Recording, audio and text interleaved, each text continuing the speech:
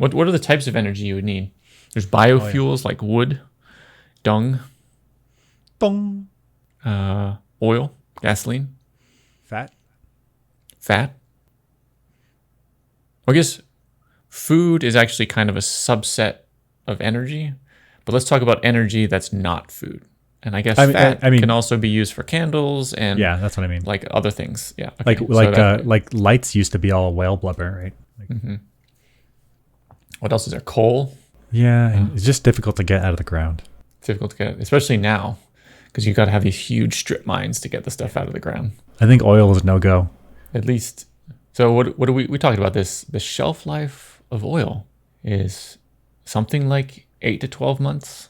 Not sure. Is that true? I don't know. Let's look it up. Of the refined state, not crude oil. Crude oil has been in the ground for over 1,000 years, right?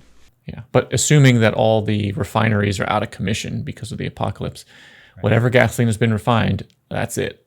That's all you got. Gasoline. I wonder if you could restart a oil pump. Oh, it's complicated. No. Because if it's like below the water table, it can get contaminated, and then. What do you mean an oil pump? Like driving down Southern California, sometimes you see these like oil pumps off the I-5. Oh yeah, it's complicated. So I think they pump it up in one location, but they're feeding water in at another location. Right. I think initially those wells, the pressure of the oil itself will just drive the oil up at a fast rate. But then when it starts to deplete, they have to push water in, so the water oil pushes at the bottom. I see. Yeah, something like that. So the internet says that the shelf life of fuel, regular gasoline, is 3 to 6 months. Diesel can last up to a year before it begins to degrade.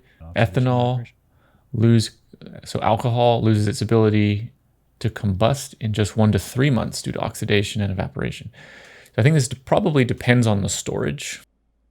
Like, is it stored in a closed container or open? If it's open, it's probably not going to last long at all. It's going to evaporate away. And if it's closed, then you oxidize until you've run out of oxygen, and then it's stable. So say like gasoline in those underground tanks at gas stations, probably if it's 3 to 6 months, they're saying maybe it could last a year, Yeah.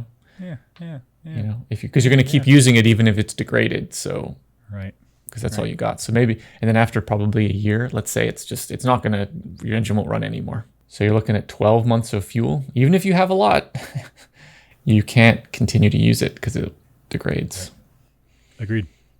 So essentially, use the oil within the first 6 months, maybe a year, to get whatever resources you need, and just that car is toast. Start transitioning quickly. Yeah.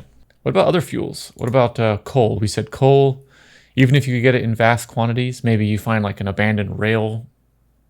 Sure. Yeah. If you can find cars. a stash, I think it's stable for a very long time. Yeah, it's stable for a long time. But how do you? I don't think burning it is easy. You can't just burn coal. You have to like dustify it and have these, because it's not combustible in like in natural state. Yeah, I think it is, but it's one of those things where it's like I think they grind it into a dust in the combustors at power plants and throw it into the combustion chamber and then light it.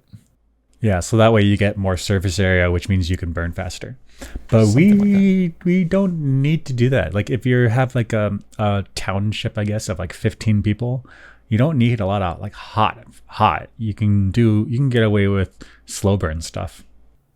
So that's my question. Does coal slow burn at lower temperatures, or do you need these high temperatures to get it to actually burn? Wow. I don't know. Coal combustion temperature. Let's see here. Burning of coal can produce combustion gases as hot as 2,500 degrees C. Ignition temperature of coal and other dust is not affected by particle size. A big difference is made by the way coal dust comes in contact with a heat source. Thus, layered powder of coal can ignite at much lower temperatures, 160 degrees, whereas a cloud of coal dust will need 450 to 650 degrees C to ignite. So it sounds like you make a little wood fire and then put the coal on top. Oh man, imagine how much chemistry knowledge would be lost. Like I think thermite is actually very easy to make, but you just need to know what to do. Right. I don't remember. That's a good point. Maybe while other people are heading to the grocery stores, you head to the library. Yes. raid the chemistry and bio sections primarily, some physics sections and stuff, get that knowledge and just grab it all up. Because knowledge is power. And then, yeah. And maybe, yeah, you can store the books in multiple locations just in case somebody steals them or one gets ruined by rain or burning or something. And then when you come across coal, you're like, look up in my chemistry book. What the do I do? You need someone to do something? Oh, it seems like be that I'm the only one that knows how. That's some nice bread you have. Let's trade this. I'm not trading bread for a book. I mean, I'm not trading my book for your bread. I'm gonna use my book to create a bomb, kill you, and take your bread. Why am I doing that? That's mean.